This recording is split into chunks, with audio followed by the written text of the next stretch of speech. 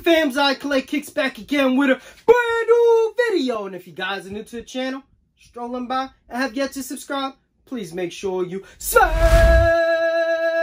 that subscribe button. Hit that like button if you enjoy the content you are seeing. Enough talking, let's get into the review.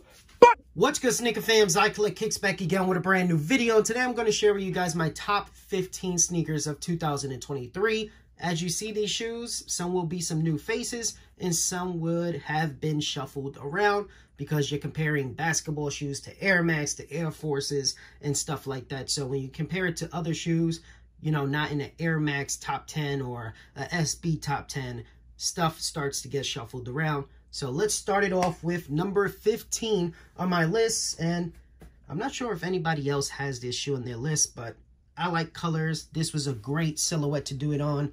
Supreme has been doing a decent job of doing dope collabs with Nike. And this is one of them. This is the Bacon NYC. You just got to love that NYC logo right there. You got Supreme right there on the tab. Just the gradient look of like the sunrise to sunset. Just a beautiful color combination. It's a great silhouette that we haven't seen in a very long time. Hopefully, we see a retro of the OG. But this one right here, they did it right in my opinion. Such a great shoe by Supreme with Nike on these bad boys right here. Coming in at number 14 is another sleeper, and you could get this below retail. This is the Air Force One West Indies. This is the yellow pair last year. We saw the green pair release. This year, we see the yellow, and hopefully they continue to bring back these old school nostalgic Air Force Ones. Nike is doing a great job by going back in the vault, and just premium white leather material on this. Beautiful. You got the Dubray right there, West Indies. You got the cool insole with all the islands. You got West Indies embroidered right there on the side. And of course, right there on the tongue. Such a great pair. Very easy to rock. Super clean. Old school Air Force One that finally got retro. This is number 14 on my list. Coming in at number 13 is a shoe you guys seen on my top Air Max list. It is the Designed by Japan Air Max 1 women's exclusive, overseas exclusive, well, Asia exclusive, I would say. Just great color combinations again, easy to rock, very nice materials. Again, the quality top notch on these bad boys. This is number 13 on the list. Now, coming in at number 12 is a crazy shoe. A lot of people stay away from shoes like this, but I love mixed match shoes. It's just crazy, just great unique pieces on your feet. And of course, I picked the Clot Dunk. Now, obviously, we know Clot is no longer collaborating with Nike at this time. They went to Adidas. Those will not do well. Clot and Nike are born to stay together. So hopefully Clot comes back and does some shoes with Nike again after a couple of years once their contract is over with Adidas. But these things are sick. Clot has dropped a lot of dope shoes. And this just has a lot of the dope collaborations they've done with Nike. You got crazy materials on this. You got the translucent see-through toe box. Just crazy mixtures right here. Here's the other pair.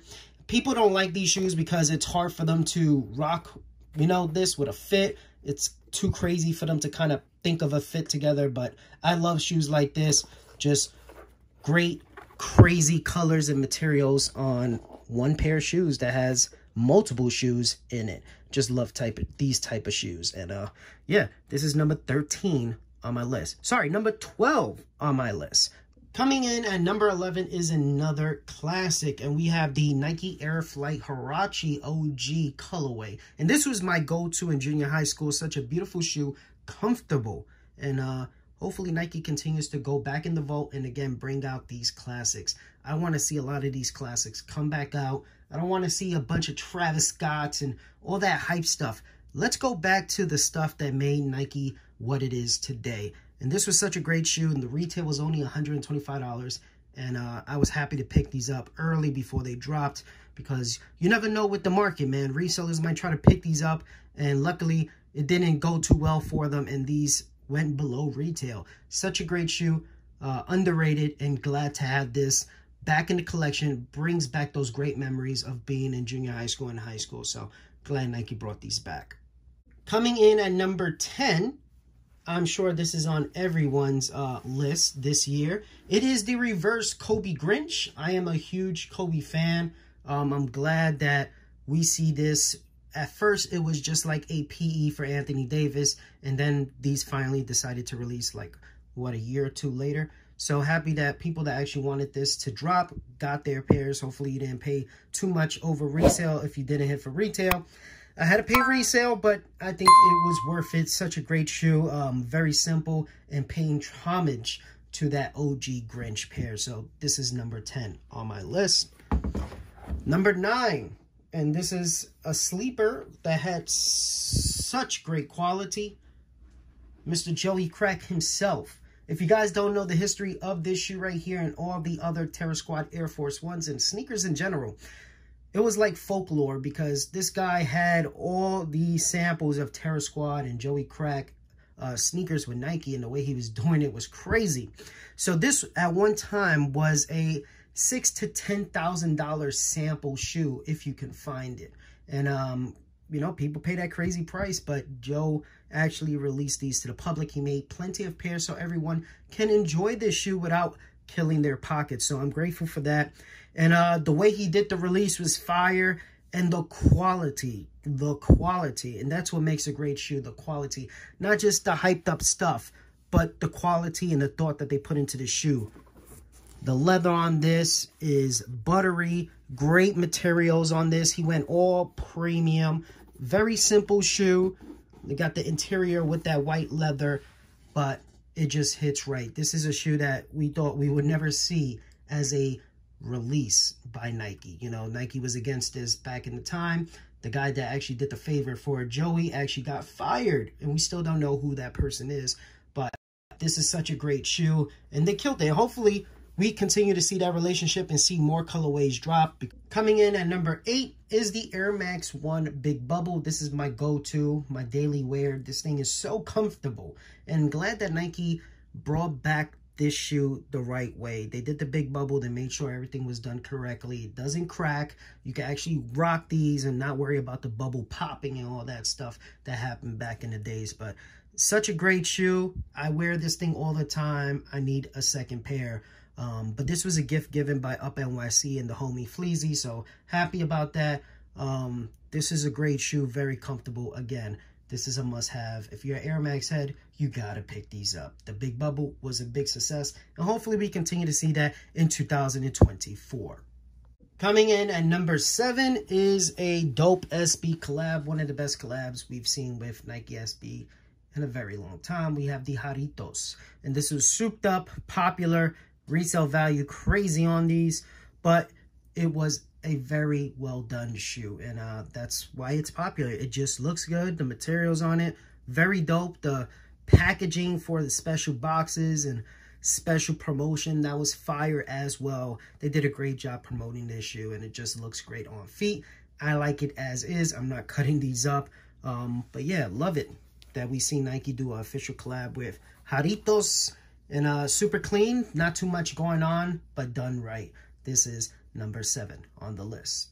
Coming in at number 6 is one of my favorites of the year. It is the April Nike SB. Such a beautiful shoe. Love that colorway. This shoe is made for summertime shine. Like, this is something I'm going to rock on a daily basis in the summertime. Such a beautiful shoe. Reminds you of the ocean with that teal color on there.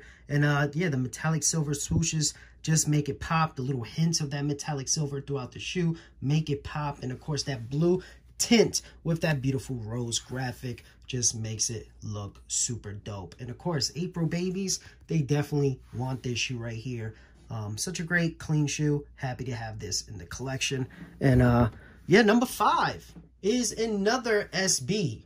And this time it is another Supreme drop. And like I said, Supreme's been killing it this year with a lot of dope pieces. And this is one of them. Ramelzi Nike SB Dunk Low. They killed it with the gum bottom. The dope artistic work right here on the canvas material. You can't go wrong with that gold Supreme Dubray and metal. Such a clean, simple but pops out shoe. Love it. Can't go wrong, man. This is something you can wear on a daily basis if you want to. And just looks good on feet. This is number 5 on my list. Coming in at number 4 is a classic. This is a shoe that Nike needs to retro every couple years, not like decades later. This is a beautiful shoe. This is a shoe I had back in 2007, and I'm glad they brought it back. This is the Penny 1 Orlando Magic. Such a great shoe. If you are a sneakerhead, this has to be in your collection. Like, such a classic shoe. So much history with this shoe right here, and I'm glad that Nike brought it back. Resale on this was super crazy in the beginning of the year. This was like $300 plus. So I waited, and glad to get it around, what, $225, $250 I think I paid. And this is actually a Asia release pair, so that's pretty dope right there. But happy to add this to the collection. This was super hyped up when it first dropped. People were going crazy.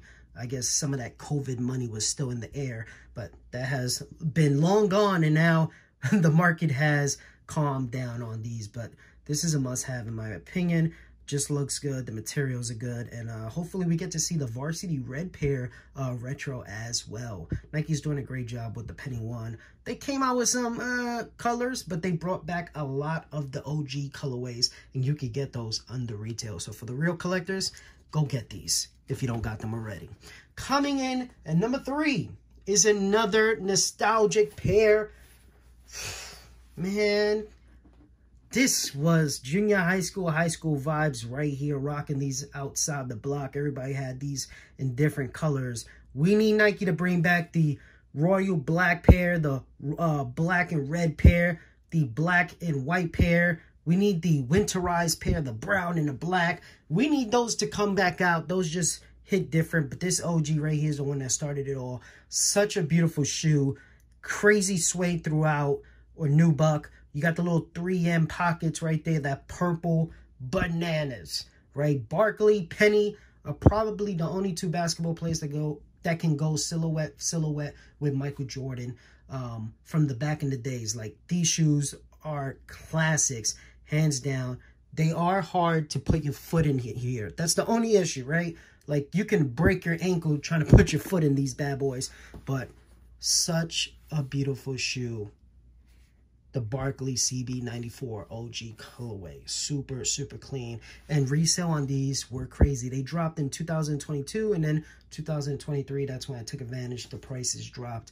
But these things were going for like $400 or $500. People were bugging out there with the resale price on these, but happy to add these back in the collection. Such a great shoe. High school, junior high school, just killing it with such grails. Coming in at number 2, and this is no surprise, man, the Air Max 95 Cortez. This was a shoe we did not expect. This was a collaboration we did not see coming. This was a guy that was sued by Nike. This was a rebel that goes against people like Nike, and they decided to collab, which was beautiful because these are historic. These will go down as some of the best Air Max 95s ever dropped, and that's crazy. He did such a great job. This is my favorite out of the pack, but the other 2 pairs are beautiful as well. He's a rebel, and this shoe speaks that right there with this super crazy Alcatraz logo that he chose. His logo right there with his initial. Crazy shoe, great materials, quality. The releases for each colorway was just bananas. Stuff that we haven't seen in such a long time. Like, this was like Nike old school promotion, the way they did these releases, because, you know, Nike got a lot of flack for all the stabbings, the killings, the shootings revolving around their shoes. So they stopped doing these crazy releases. You can't camp out no more, right? Everything is online, but they went back to that old school thing. Like, we just got over COVID, so being outside, you know, it felt good to go after these shoes the way they did it. And yeah, resale on these are bananas, and hopefully I can find other 2 colorways for a great price. They're around $600-700. Some are even at $1,000 depending on your size. But this right here, number 2, such a beautiful colorway, great materials, like premium, and the details, just what it stands for, bananas. Air Max 95 Cortez. If you don't have this shoe, try to get it now, because with Air Max, like, SBs and stuff, people buy them. They ain't wearing them like that. Very few people are rocking them like that. Those things are going to stay dead stock. But Air Maxes, people rock them. Collectors rock them. And they are hard to find as soon as they drop. Like, if you got to get it a couple weeks after they drop. After that, they start to disappear in sizes because people actually wear them. So if you want to buy it on the resale market, they are harder to find because they're on people's feet. So pick these up if you can, while you can. Coming in at number 1, and I've been saying this since I seen this shoe, this would be sneaker of the year. And this shoe beat out the other 14 shoes on my list. And rightfully so, man. This is a beautiful shoe. Got my favorite color. Just the details.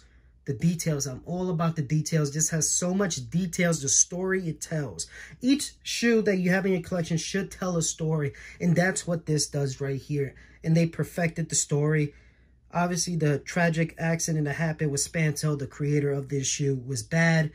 Resale value, the way they released the shoe was all crazy. But hopefully the people that truly appreciate great storytelling and details on a shoe were able to cop this for a good price. I got these when they dipped a little bit. I got them for like $5.50 maybe.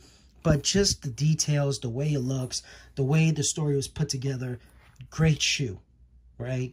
Born and Raised is a West Coast brand, so this is something I don't rock with. But the way he did this shoe, beautiful. And I hope a lot of people that enjoy storytelling on a shoe are able to cop this. Again, this is my number 1 sneaker of the year. I don't rock Jordan, so yeah, there is no SB4. That's a beautiful shoe. I respect that shoe. I'm not mad at that being on a lot of people's list because it's a great shoe. It's a great concept that they did. But I don't rock Jordan. So all you're going to see on my list is classic Nike basketball, SBs, Air Maxes, Air Forces, stuff like that. But thank you guys for checking out the video. Hopefully you enjoyed. Please make sure you like, comment, and subscribe to the channel. And of course, I'll catch you guys on our next one. Collection video coming soon. So stay tuned for that because we're going to have some bangers. In that video, you're going to get to see a lot more of my collection and stuff that I haven't shown before. So definitely stay tuned for that. That'll probably be a 3-4 part video. So stay tuned. Catch you on the next one. Peace!